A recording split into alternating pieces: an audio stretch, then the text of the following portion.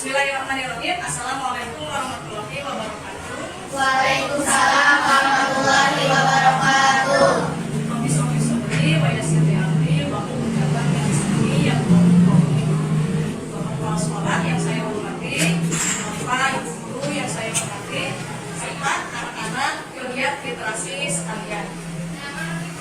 Insyaallah pada hari ini kita akan mengadakan kegiatan reading challenge. Alhamdulillah kemarin kita telah selesai membaca buku dan sudah membuat review dengan menggunakan teknik doa dan juga menggunakan teknik respon. Di dalam kegiatan reading challenge kali ini kita akan presentasikan hasil review kita kemarin, diawali dengan presentasi oleh 2 orang, lalu dilanjutkan dengan sesi pertanyaan dan diskusi, lalu dilanjutkan lagi dengan presentasi dari serta literasi yang lainnya. Baik, kegiatan reading challenge ini kita mulai dengan presentasi review dari Kawida dan Kalsa. Pada Kawida terlebih dahulu dipersilakan.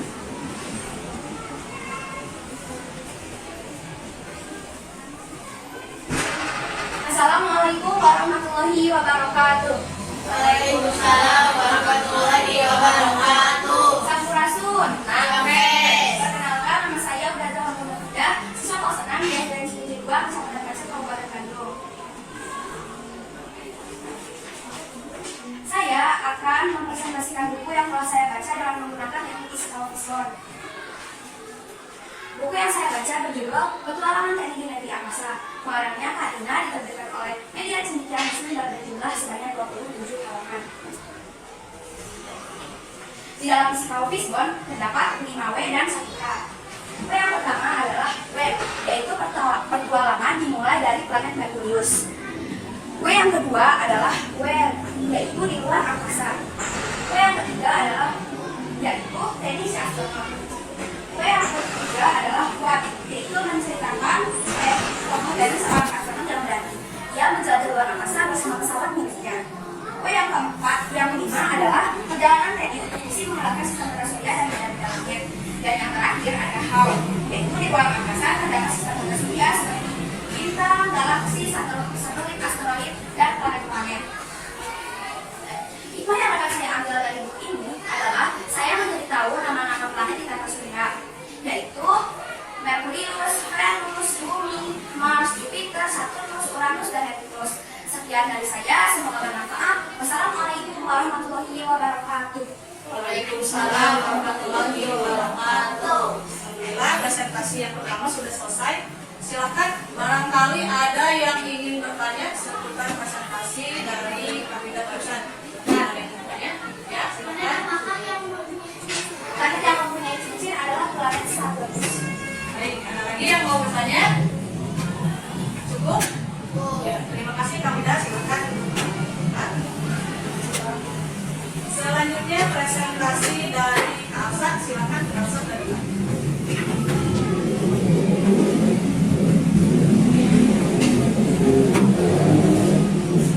Assalamualaikum warahmatullahi wabarakatuh. Waalaikumsalam warahmatullahi wabarakatuh. Sampurasun. Amin. Perkenalkan, nama saya Alsa Dualita, di kelas 6 dari SD SPB 2 Kecamatan Pacet, Kabupaten Bandung. Kali ini saya akan mempresentasikan buku yang sudah saya baca dengan menggunakan teknik AIK. Pada teknik ini terdapat 3 komponen, yaitu alasan, isi, dan hikmah. Buku yang saya baca berjudul Abdullah bin Mas'ud. Pengarangnya Baru Anissa, diterbitkan oleh PT Cendekia Muslim dan berjumlah sebanyak 48 halaman. Alasan saya menulis buku ini karena saya tertarik dengan judul buku dan gambar pada buku ini. Isi dari buku ini adalah Abdullah bin Mas'ud. Dia adalah seorang pengembala benar. Dia terkenal sangat jujur dan amanah. Rasulullah mengagumi kejujurannya. Sehingga sejak masih anak-anak dibiarkannya Abdullah bin Mas'ud untuk mengikuti Rasulullah. Abdullah bin Mas'ud pandai membaca Al-Quran dengan teduh dan sangat mudah. Allah menangis. Yang kata saya ambil dari buku ini adalah jujur itu membawa kebaikan dan kebaikan itu membawa dirinya ke surga, dan orang-orang yang membesarkan dirinya berkata benar sehingga tercatat di sisi Allah Subhanahu wa Ta'ala sebagai orang yang benar. Demikianlah, semoga bermanfaat. Terima kasih. Wassalamualaikum warahmatullahi wabarakatuh. Waalaikumsalam warahmatullahi wabarakatuh. Alhamdulillah, presentasi yang kedua sudah selesai. Silakan apabila ada pertanyaan. Kenapa kita harus bersikap jujur? Karena kejujuran itu membawa diri kita pada kebaikan, dan kebaikan membawa diri kita ke surga. Dan orang-orang yang membiasakan dirinya berkata jujur sehingga ia tercatat di sisi Allah Subhanahu wa Ta'ala sebagai orang yang benar. Jadi kita harus berperilaku jujur. Baik, ada lagi yang ingin bertanya? Cukup? Baik, terima kasih Kak Asa. Silakan kembali ke tempat. Tangan kita. Baik, untuk selanjutnya presentasi dari Ibu ya.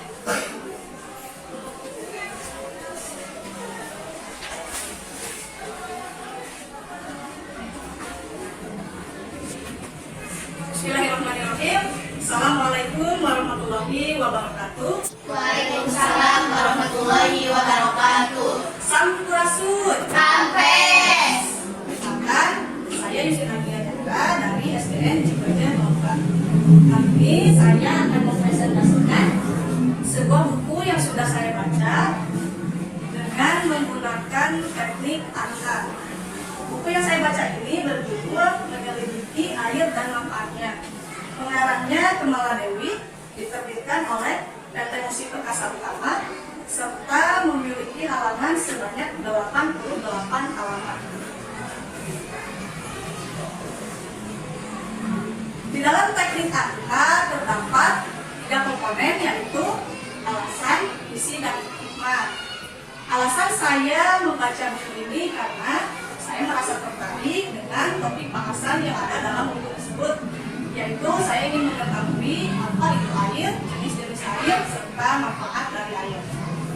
Isi dari buku ini adalah air merupakan cairan jernih yang tidak berwarna, serta tidak berasa, dan juga tidak berbau. Air sangat berguna bagi manusia, tumbuhan, serta hewan. Air terdiri atas 2 unsur, yaitu hidrogen dan oksigen. Air bisa kita temui di mana saja, misalnya saja di bawah tanah seperti pada sumur, di muara, pada sungai, di laut, di rawa, dan masih banyak lagi. Pada manusia, 70% dari tubuh manusia mengandung air. Maka dari itu kita semua disarankan untuk minum air sebanyak 2 liter atau 8 gelas per hari. Nah, pada tumbuhan hampir 3/4 dari tubuh tumbuhan bersusun atas air. Maka dari itu tumbuhan harus kita siram secara teratur, karena jika tumbuhan kehilangan banyak cairan, dia akan kering, kemudian layu dan mati. Begitu juga pada hewan. Hewan pun memerlukan air untuk bertahan hidup. Teman-teman pegiat literasi sekalian, ada satu hewan yang dapat hidup pada suhu 50 derajat Celcius serta dapat bertahan selama 8 hari tanpa makan dan minum. Hewan itu adalah unta. Hebat sekali ya unta ini.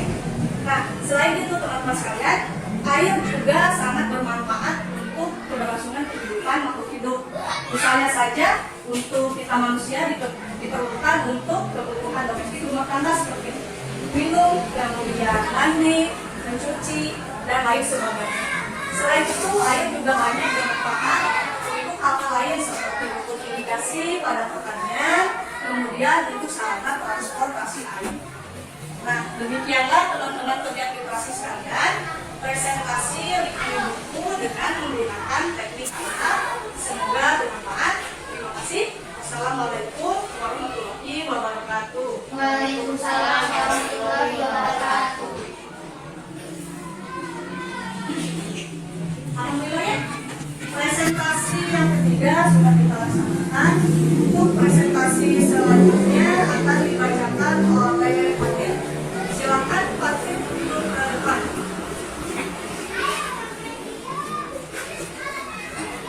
Assalamualaikum warahmatullahi wabarakatuh. Waalaikumsalam warahmatullahi wabarakatuh. Sampurasun. Rampes. siswa kelas 5 di SDN Cipaja 2, Kecamatan Pancet, Kabupaten Bandung. Kali ini saya akan mempresentasikan buku yang sudah saya baca dengan menggunakan teknik Ichikawa Fishbone. Dalam buku yang sudah saya baca berjudul Petualangan Randy di Negeri Angka. Pengarangnya Kanina, diterbitkan oleh M. Kids dan berjumlah sebanyak 26 halaman. Dalam Ichikawa Fishbone terdapat 5 W dan 1 H. W yang pertama adalah W, yaitu pada suatu hari di sebuah negeri yang hanya dihuni 10 makhluk ajaib. W kedua adalah W, yaitu di sebuah negeri yang hanya dihuni 10 makhluk ajaib. W yang ketiga adalah W, yaitu Sigoren Ren Ashrafun, Sihrun, Wahidun, Isnainin, Hemsatun, Sitatun, Sabatun, Samaniatun, Tisatun, dan Ashrafun. W yang keempat adalah W, yaitu Sigo mengajak Ren untuk pergi ke sebuah negeri yang hanya dihuni 10 makhluk ajaib. W yang kelima adalah Y, yaitu untuk memenuhi tantangan dari Raja Ashrafun untuk mengetahui nama 10 makhluk ajaib. Yang terakhir adalah H, yaitu Rembek sudah bertemu dengan 10 makhluk ajaib yang berada di negeri ajaib dan telah selesai dengan petualangannya. Hikmah dari buku yang sudah saya ambil, yaitu saya jadi tahu nama-nama angka dari 1 sampai 10 dalam aksaran, yaitu Wahidun 1, Ismail 2, Salasatu 3, Abad 4, Sinarin 6, Sabatu 7, Semangat 8, Satu 9, dan Ashrafun 10. Demikianlah beberapa saya ambil dari buku Randy di Angka. Semoga bermanfaat. Terima kasih. Wassalamualaikum warahmatullahi wabarakatuh. Waalaikumsalam warahmatullahi wabarakatuh. Baik, tepuk tangan untuk selanjutnya dilanjutkan pada presentasi yang keempat oleh Kasifah.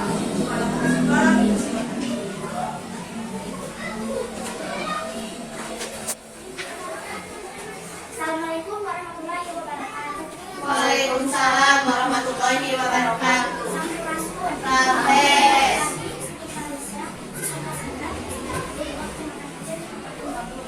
Kali ini saya akan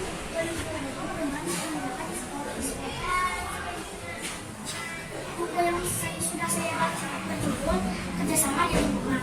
Pengarangnya Rio Rosa Kurniawati, terbitkan oleh PT Sarana Kerja Karya Rosa dan berjumlah sebanyak 50 halaman. Dalam Ichikawa Fishbone terdapat 5 W dan 1 H. W yang pertama adalah W, yaitu di siang hari. W yang kedua adalah W, yaitu di rumah, sekolah, dan usaha. W yang ketiga adalah U, yaitu ayah, ibu, kakak, dan adik. Berguru, murid-murid, kepala sekolah, dan penjaga sekolah. W yang ketiga adalah U, yaitu lingkungan adalah sumber kita dan utara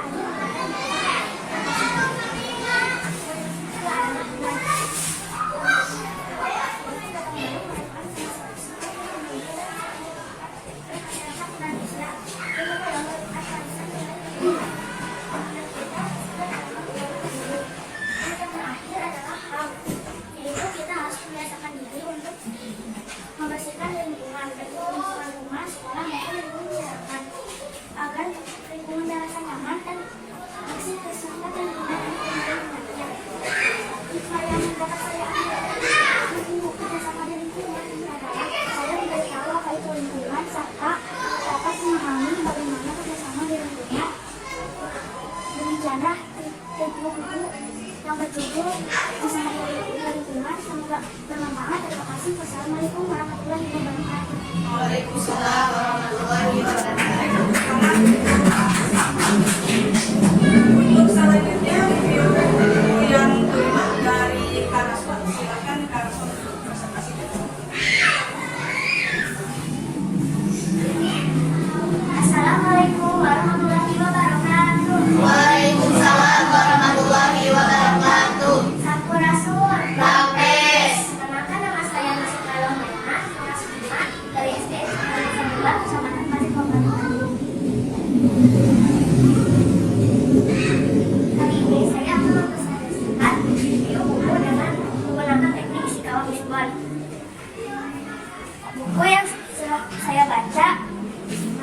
Nana Imunisasi.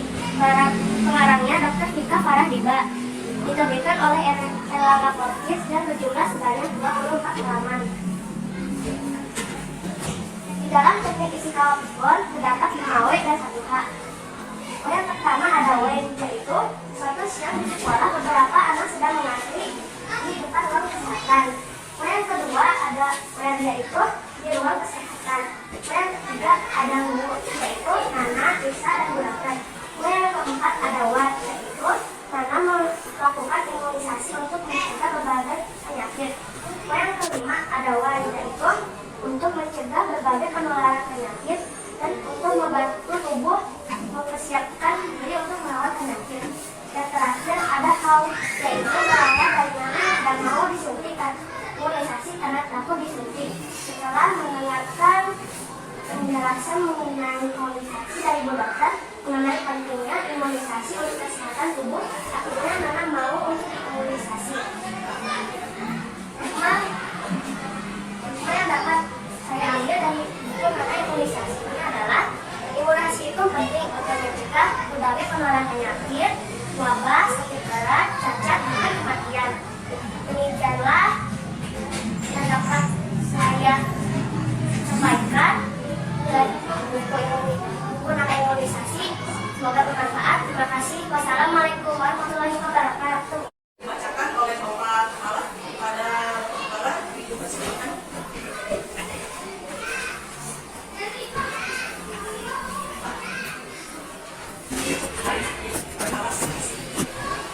Bismillahirrahmanirrahim. Assalamualaikum warahmatullahi wabarakatuh. Waalaikumsalam warahmatullahi wabarakatuh. Baik, pada kesempatan ini Bapak akan mereview buku ini judulnya Salman Al-Farisi Pencari Kebenaran karangan S. Hidayat. Teknik untuk mereview yaitu A-nya alasan, I-nya isi, dan A-nya adalah hikmah. Ya. Yang pertama A, yaitu alasan. Kenapa Bapak ingin mereview atau membaca buku yang judulnya Salman Al-Farisi Pencari Kebenaran? Alasannya karena Bapak sangat tertarik dengan nama Salman Al-Farisi. Jadi Bapak sering mendengar nama Salman Al-Farisi, tapi Bapak tidak tahu siapa itu Salman Al-Farisi, kisah hidupnya seperti apa. Kemudian ada juga teman yang namanya Salman Al-Farisi gitu. Ada teman saya Salman Al-Farisi. Nah, sering dengar itu ya, Salman Al-Farisi. Nah, sebetulnya siapa Salman Al-Farisi itu gitu. Nah, yang kedua, isi. Ya. Jadi setelah Bapak baca gitu ya, ternyata Salman Al-Farisi itu ya berdasarkan isi buku ini. Jadi Salman Al-Farisi itu adalah seorang anak yang ayahnya itu adalah tokoh seorang seorang pengusaha gitu ya dulu itu. Ayahnya Salman Al-Farisi itu orang kaya, orang terpandang, orang yang sangat disegani gitu oleh masyarakatnya. Kemudian ayahnya juga itu adalah tokoh penjaga api. Ya, jadi agama Majusi. Jadi agama Majusi itu adalah agama yang menyembah api. Ya. Dewanya kalau tidak salah itu dewa Agni ya. Nah, ayahnya Salman Al-Farisi itu senantiasa menjaga api. Ya, api itu disembah oleh bapaknya, oleh ibunya, oleh kaumnya. Nah, Salman Al-Farisi itu menjadi dewasa, besar harapan dari ayahnya, Salman Al-Farisi itu bisa melanjutkan tugas ayahnya menjaga api tersebut.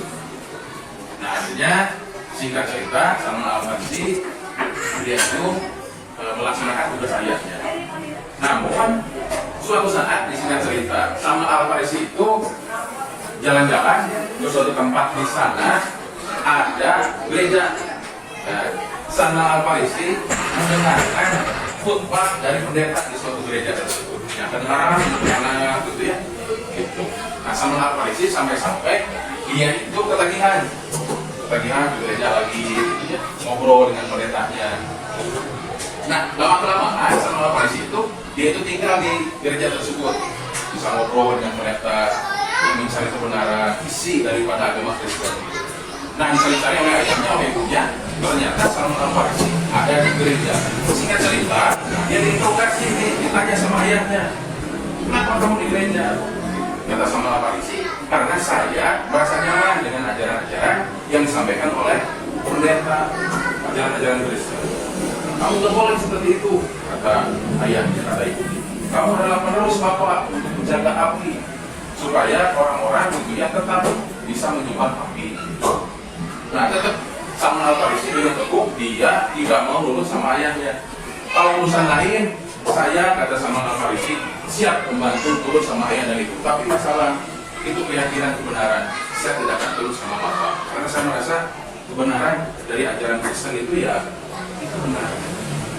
Nah, singkat cerita, sama Al-Farisi itu disiksa oleh ayahnya. Sama Al-Farisi dirantai, dimasukkan ke dalam satu kamar, disiksa oleh ayahnya. Singkat ceritanya, gitu. Dalam suatu waktu sama Al-Farisi mencari kesempatan. Ya, dia bisa lepas, melepaskan rantainya, gitu ya. Kemudian dia itu keluar melalui atap. Nah, gereja lagi, pendeta lagi. Nah, dari sana kata pendeta, gitu ya, coba kamu katanya berangkat ke suatu wilayah yang namanya Syria. Kalau Salman Al-Farisi kan dari Persia, makanya disebut Salman Al-Farisi dari Persia. Nah, kata pendeta, kamu ikut ke suatu kabilah ke rombongan ke Persia, ke Syria. Hanya berangkat ke Syria, di sana ada lagi pendeta. Ada pendeta terus ke suatu gereja, Salman berbicara, berkomunikasi, berdiskusi dengan para pendeta. Terakhir Salman berdiskusi dengan seorang pendeta. Kata pendeta tersebut, Salman, kalau kamu ingin kebenaran, kamu harus mencari seseorang laki-laki. Dia adalah nabi setelah Nabi Isa di Mekah. Laki-laki itu menyebarkan kebenaran. Cirinya ada 3. Yang pertama, dia itu tidak menerima sedekah. Yang kedua, dia itu menerima hadiah. Dan yang ketiga, ada tanda di punggungnya. Singkat cerita, Salman Al-Farisi gitu ya, berangkat ke Mekah. Tapi dia dijadikan budak. Nah, dia jadi budak. Nah, terus singkat ceritanya, ketemulah di sana sama laki-laki tersebut, Rasulullah Nabi Muhammad SAW. Nah, ternyata benar apa kata pendeta tadi. Jadi ketika Salman memberikan kurma oleh sahabat yang lain dimakan, tapi Rasulullah tidak memakannya. Oleh karena itu, Salman benar cerita kata pendeta tadi gitu ya. Ini tidak menerima sedekah. Akhirnya oleh Salman dikasih, ya Rasulullah ini hadiah buat engkau. Gitu. Dan dia terima hadiah tersebut. Oh benar dia menerima hadiah. Terus yang ketiga, ketika Salman melihat pundaknya, dan Nabi Muhammad itu tahu bahwa Salman ingin melihat tanda di pundaknya, Nabi Muhammad gitu langsung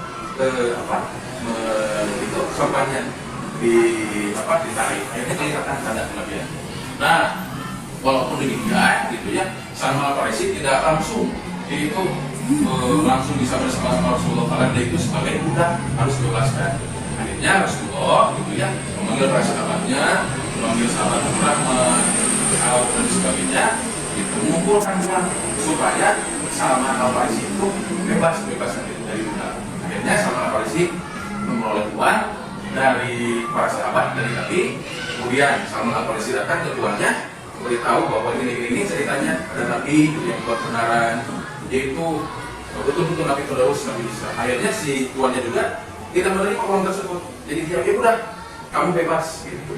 Nah, akhirnya Salman Al-Farisi bisa bersama-sama Rasulullah yang bertekad untuk gitu ya menjaga agama Islam tetap ada dalam keyakinannya sampai nyawa terakhir.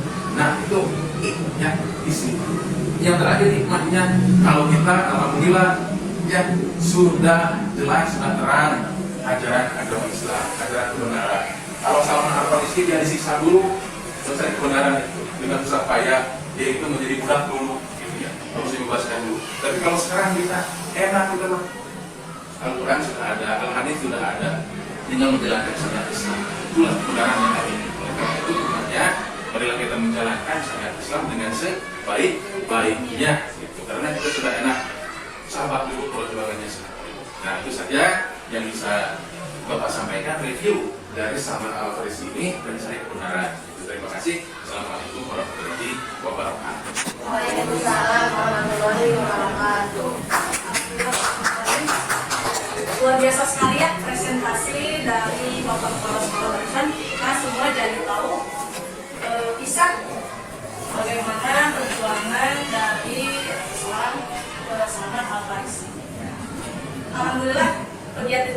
sekalian, kegiatan reading challenge kali ini sudah kita laksanakan.